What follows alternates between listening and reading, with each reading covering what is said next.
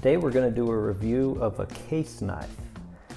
This is the Case Tribal Lock Aqua Kirinite Sparks knife. And so the aqua Kirinite is this type of handle. And Case, I'm sure everybody has seen and possibly heard of Case knives. They've been around since 1889 when the Case brothers started selling custom knives out of the back of a wagon in New York.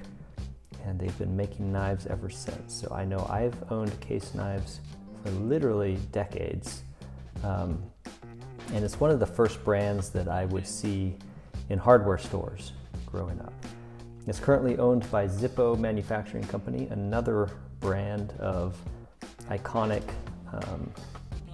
lighters that are known to last pretty much a lifetime. And these knives are supposed to last a lifetime as well. So why did I buy this knife? My wife needed one for different cutting tasks that she has, and she didn't necessarily like the knives that I buy. She wanted one that she thought was, quote, pretty. And so this one fit the bill because it's got this Kirinite handle, which is, some kind of plastic. I think it's a plastic that's probably poured and then can be machined afterwards.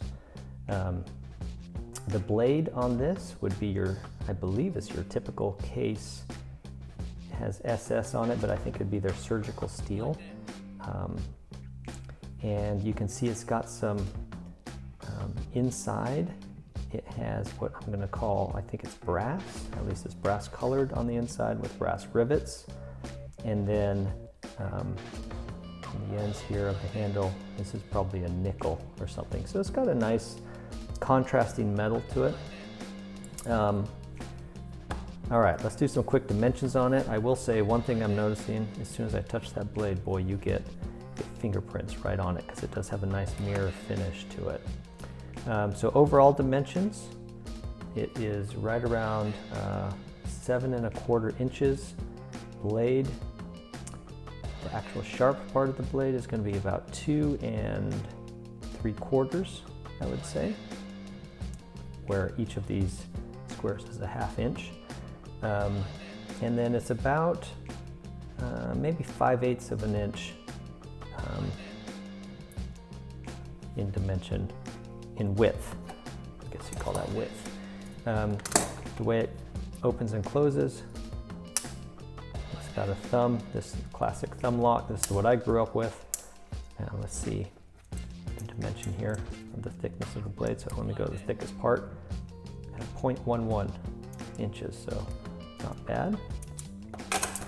This is it appears to be a flat ground edge with a secondary bevel on it, and it's got a little fingernail nick to open it. I'll say the force to open it is very low. Sometimes these can be really tight and it can be hard to open. This actually is quite easy, and so even my wife has zero problem opening it, and she thinks it looks pretty. Let's also measure this. This is not that thick. 0.359, 0.4 inches thick, so less than ½ inch. Really not a chubby knife, so this could fit in a pocket quite easily. So yeah, good dimensions for a pocket. And ladies' pockets sometimes don't have as much room as men's, and I think this will fit my wife's pocket just fine.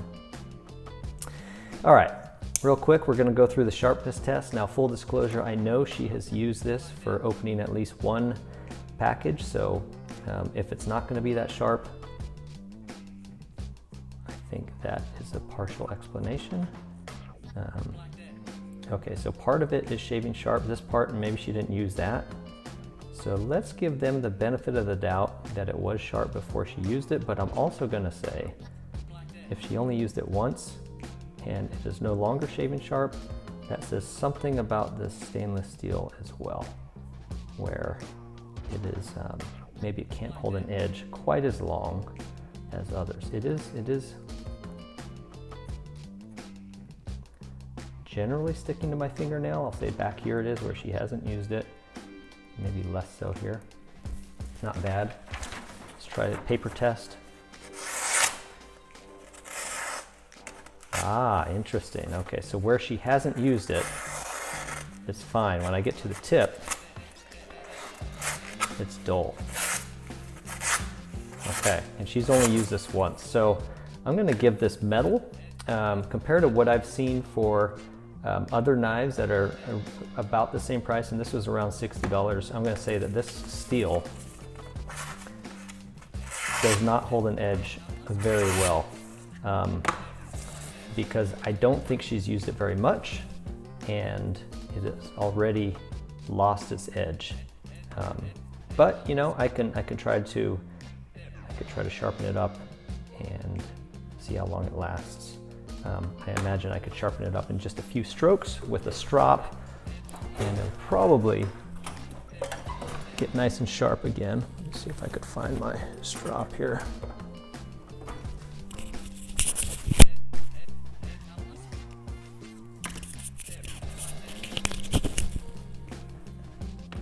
Okay, we're just gonna sharpen this up real fast.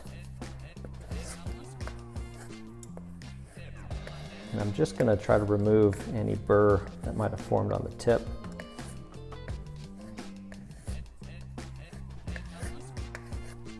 Nothing fancy, just see if we could get that back, the edge back to this.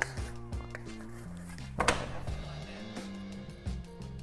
There we go, back to shaving sharp. So I'm gonna say maybe the blade doesn't last as long in terms of sharpness, but it's actually not hard to put the edge back on there either. So still got a little bit of work to do on it, but you can see just a few strokes on that strop. There, right there, it's not sharp, but a few strokes on that strop, and it can be serviceable once again. So it's right around that tip that I could tell need a little bit of work. And that's a lot of what you're gonna find with steel is like, if it dulls easy, well, hopefully it sharpens easy. If it lasts a really long time, keeps an edge for a long time, it might be take a little bit more. There we go. It might take a little bit longer to sharpen.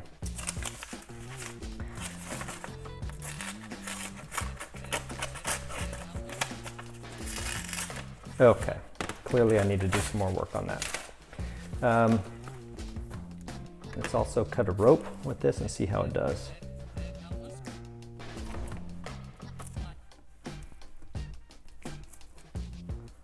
Not bad. Certainly when you slice it, it's nice and easy. Okay. Now my wife's not going to use it for heavy tasks, and I think it'll suit her just fine. So there you have it. We went through the dimensions of this knife, what the handle material is made out of, and ran it through its paces. I'm going to say overall, not bad. It's about a $60 knife. I'd say it's pretty, so it fits the bill for what my wife is looking for. Maybe not as premium as some of the steel isn't quite as premium as some of the others out there, but maybe not horrible either. So overall, not a bad knife, and it'll fit the purpose for my wife. So I'll give it a 1 thumb up.